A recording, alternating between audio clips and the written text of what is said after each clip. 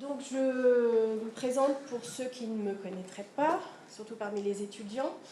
Donc je suis depuis l'ouverture du Biocube Institute, mini-usine pédagogique à la production des biomédicaments, principalement protéines thérapeutiques, à Tours. Donc l'institut aura 3 ans en février prochain, un jeune institut. Et donc vous avez eu l'occasion de le visiter au mois de novembre pour la promo des masters. Et donc j'ai derrière moi une activité de recherche dans cette thématique et une activité également d'animation dans la RD biomédicaments. Donc j'ai intégré ici le logo. Et puis cette mission de coordination scientifique se fait au sein du groupe INT de Tours, donc partenaire de l'université pour le développement du Biocube Institute. Donc j'ai le plaisir de vous parler en introduction de la journée de ces molécules thérapeutiques pour lesquelles vous aurez des exemples avec les différents intervenants, les biomédicaments, les médicaments de thérapie innovante. Et donc, je vais commencer par quelque chose de très didactique, par reprendre une définition qui est celle du Code de la santé publique, qui va définir ce qu'est le médicament biologique. On va voir avec beaucoup de terminologie pendant ma présentation, c'est l'objectif de ce talk. Donc, le médicament biologique est défini comme tout médicament dont la substance active est produite à partir d'une source biologique ou en est extraite. Donc vous voyez quelque chose d'assez large, mais qui a déjà trait à son principe de fabrication, procédé de fabrication qui, vous le verrez, est très important pour la définition de ces molécules. Et la caractérisation de ce médicament biologique fait appel à des combinaisons d'essais physiques, chimiques, biologiques, ainsi que la connaissance de son procédé de fabrication et de son contrôle à nouveau. Donc on revient au procédé de fabrication. Donc voilà une définition assez large du médicament biologique. Je ne parle pas encore de biomédicaments ou de thérapie innovante, on y viendra après. Et quelque chose de très important dans le paysage de ces molécules thérapeutiques est la dernière phrase de cette définition: les copies de ces médicaments ne sont pas appelées génériques, mais biosimilaires.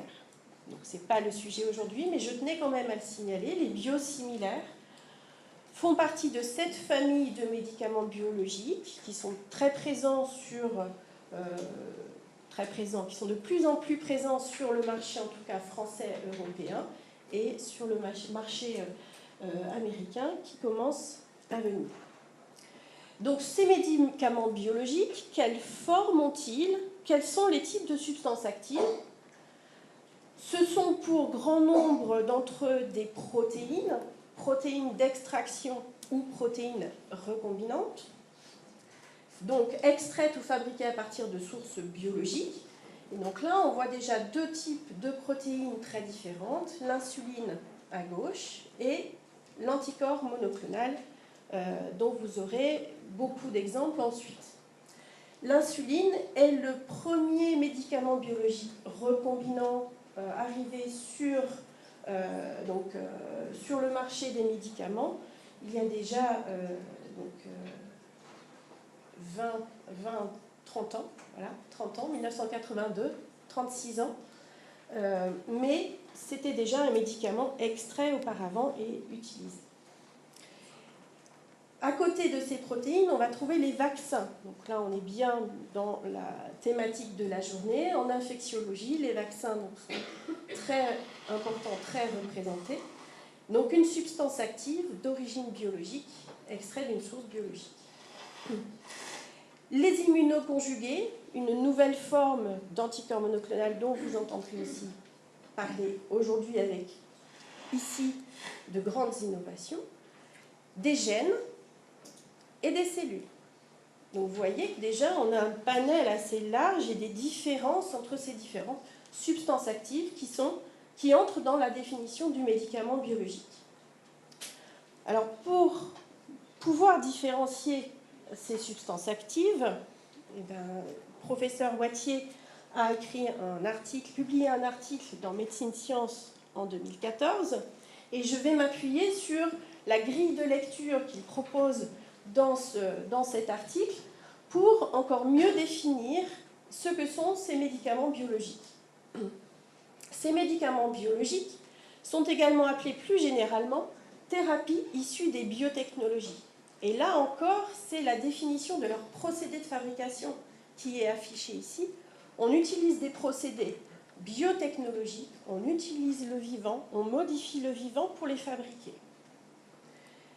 Cette grille de lecture va permettre d'apporter plus de définitions sur ce que sont les biomédicaments et les médicaments vivants qu'on voit apparaître ici, en comparaison aux médicaments chimiques.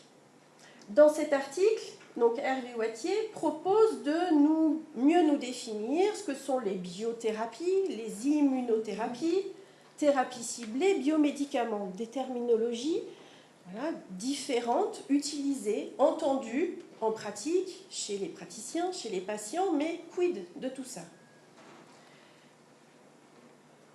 Les thérapies ciblées sont aussi bien des médicaments chimiques, on a des inhibiteurs de voies de kinase en oncologie, donc c'est très ciblé, un ciblage moléculaire, et les biomédicaments également permettent de cibler des molécules, des voies de synthèse, donc c'est en cela qu'ils sont ciblés. Les biothérapies, c'est un terme encore plus général et utilisé encore depuis plus longtemps que médicaments biologiques, qui inclut nos biomédicaments et nos médicaments vivants. Maintenant, voyons plus en détail quelles sont les différences notables qui permettent de les classifier. Tout d'abord, on va les classifier en fonction de leur procédé, à nouveau, procédé de fabrication. Les médicaments chimiques sont industrialisables depuis de nombreuses années par chimie extractive ou de synthèse. Les procédés de fabrication des biomédicaments, appelés aussi bioproduction, sont des procédés industrialisés. On produit des lots pour des milliers de patients sur certaines molécules. Les médicaments vivants, quant à eux, se détachent de cette définition, car ils sont traités aujourd'hui dans des centres de thérapie cellulaire ou génique. Ils concernent ces modes de thérapie et sont aujourd'hui restreints à de petits lots, à des niches, voire, pour la thérapie cellulaire, on aura l'occasion de le voir, à de la thérapie personnalisée, thérapie cellulaire autonome. Donc déjà une différence en termes de procédé. Quant à la nature, la définition du médicament vivant elle-même nous dit que c'est une molécule vivante. La cellule, elle est vivante. Donc en thérapie cellulaire, on voit une différence par rapport à des molécules comme des protéines ou des petites molécules chimiques qui sont dites inertes. Donc un moyen encore de classifier, de différencier ces molécules. Et ensuite, on aborde tout ce qui va être risque pour le patient, pour l'environnement, pour le fabricant, avec le risque chimique qui est plutôt inexistant dans la fabrication et dans l'utilisation des biomédicaments, des médicaments vivants, spécifiques aux chimiques. Le risque environnemental, à ne pas oublier, qui apparaît avec les médicaments vivants mais absent des biomédicaments. Le risque biologique, bien sûr, inhérent à la nature biologique de ces médicaments. Et puis le risque immunologique qui apparaît avec cette famille de médicaments biologiques et qui, là encore, inhérente à leur structure, à leur nature. Donc voilà une approche qui permet de définir et d'aborder donc, des familles de médicaments biologiques, les biomédicaments et les médicaments vivants, d'autre part. Cette très belle infographie nous permet aussi de visualiser des différences en termes de taille, de structure, de mode d'extraction. Le médicament vivant est représenté ici par le globule rouge, donc utilisé en transfusion sanguine, donc on est bien dans la thérapie cellulaire. C'est une grosse machine qui fabrique une protéine, l'hémoglobine. L'hémoglobine, développée notamment par Emarina, extraite de vers marins, qui est utilisée pour la protection des greffons pendant leur transport avant la greffe. Donc cette protéine, 1500 fois plus petite que la cellule qui la fabrique et qui est une molécule utilisée en thérapie.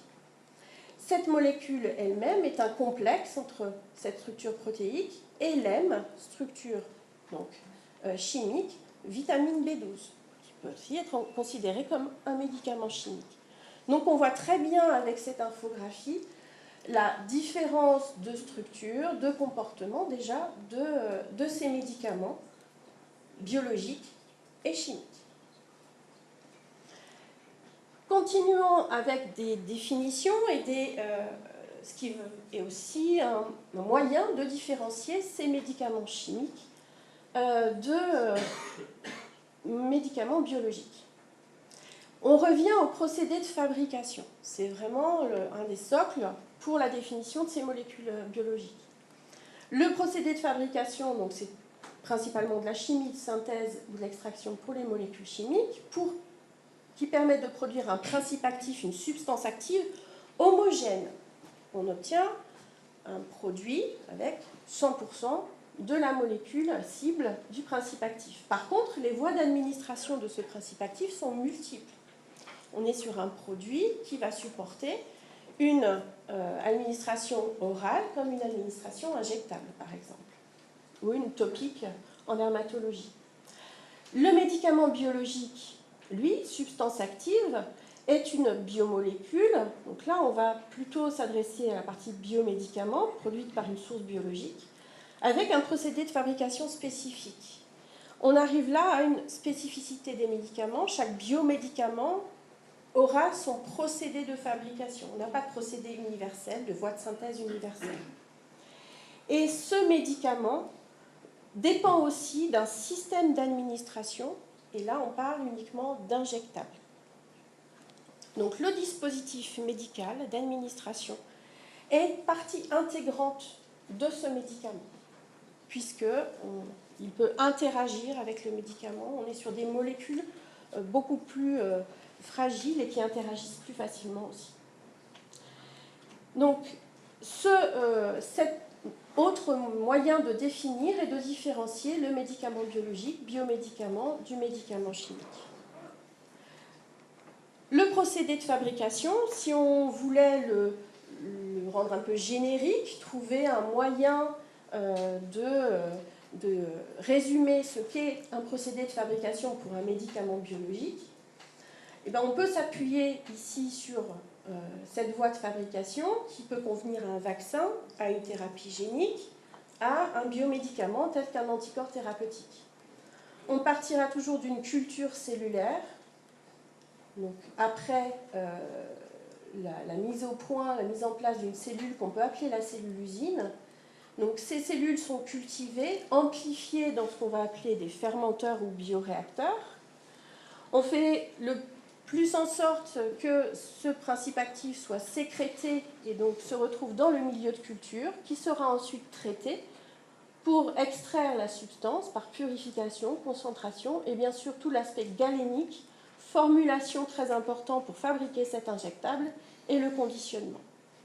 Sans oublier le contrôle qualité, on l'a vu, c'est dans la définition du Code de la santé publique, la mise en œuvre de techniques pour contrôler la qualité physique, chimique, biologique de la molécule.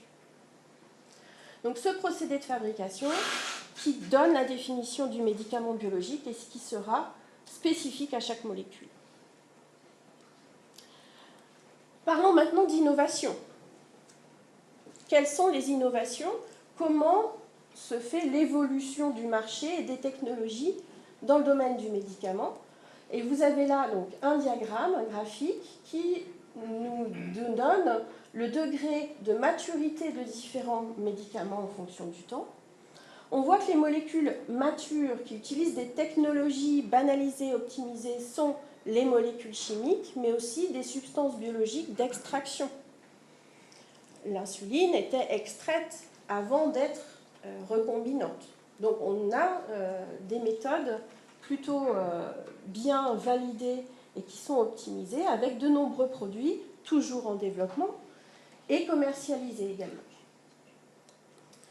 Le marché croissant, c'est le marché des protéines recombinantes de substitution, comme l'insuline, les hormones de croissance, qui viennent remplacer une protéine déficiente donc chez un patient. Les protéines recombinantes vaccinales, qui font partie aussi de ces médicaments, qui utilisent des technologies maîtrisées en cours d'optimisation. Donc là, par contre, quelque chose qui n'est pas banalisé. Et là encore, de nombreux produits en développement et commercialisés. Les vaccins thérapeutiques cellulaires, la thérapie cellulaire et la thérapie génique font partie de marchés de technologies émergentes. Émergentes car les technologies ne sont pas encore toutes validées, elles peuvent être en cours de validation. Le nombre de développements est en forte croissance ces dernières années et on a encore un faible nombre de produits sur le marché. Ça, vous aurez l'occasion d'en entendre parler avec Thierry Wursch notamment. Et donc, ces thérapies sont appelées médicaments de thérapie innovante. On peut les regrouper sous le nom de médicaments de thérapie innovante. Qu'en est-il des aires thérapeutiques dans lesquelles interviennent ces molécules biologiques? Donc on voit que les indications les plus représentées sont les indications en infectiologie, avec une forte proportion de vaccins, mais on va retrouver 16 domaines thérapeutiques dans lesquels ils peuvent être utilisés, avec l'oncologie et hématologie, qui va utiliser différents types de thérapies qui vous seront présentées aujourd'hui. Le marché des biomédicaments en France, vaccins, protéines recombinantes, thérapie génique confondues, a montré une forte progression. Donc depuis 1984, et 3 médicaments sur le marché, hormones de croissance et insuline. Jusque, ici on a les données pour 2013, mais on a atteint un plateau, on est à peu près à 180 molécules biologiques, biomédicaments, sur le marché thérapeutique français. Cette forte évolution, on la trouve sur tous les marchés. Si on reprend si on fait le graphique pour le marché mondial, on a la même tendance et une stagnation ici. Des données plus récentes sur le marché américain, données de la FDA, avec le nombre d'approbations de médicaments donc entre 2010 et 2017, on voit que les médicaments chimiques nouvellement approuvés en vert foncé et les médicaments biologiques suivent la même tendance. Donc il y a toujours de l'innovation, de nouvelles molécules qui arrivent sur le marché, avec en 2017, donc 25% environ, qui étaient des molécules biologiques, médicaments biologiques. Et si, pour finir, on prend le top 20 des ventes, donc là on est en chiffre d'affaires, donc le vente des médicaments les plus vendus dans le monde en 2017, j'ai mis des petites étoiles sur les biologiques, 11 molécules sur 11 traitements sur 20 sont des biologiques. Parmi ces biologiques, on va retrouver l'insuline, une protéine recombinante, un vaccin, vous entendrez parler des vaccins. Une innovation dans les vaccins ici, c'est la multivalence, voilà, sur le Prévenard 13. Donc il y a de l'innovation dans les vaccins, on en parlera également. Et les autres sont des anticorps monoclonaux et des protéines de fusion, Ambrel et Eléa, des protéines de fusion avec un FC d'anticorps. Donc l'innovation aujourd'hui dans le biologique, c'est l'arrivée de nouvelles molécules. Vous entendrez des exemples sur les ADC, immunoconjugués, sur des nouvelles formulations, parce que l'innovation n'est pas uniquement sur la substance active, mais aussi sur la voie d'administration. Vous verrez un exemple sur l'aérosolisation, l'utilisation des nanoparticules. Ces médicaments biologiques, voilà, on a vu comment ils étaient définis. Et puis, vous allez donc entendre parler d'innovation, d'essor de nouvelles molécules tout au long de la journée. Voilà, je vous remercie pour votre attention et je vous souhaite une bonne journée.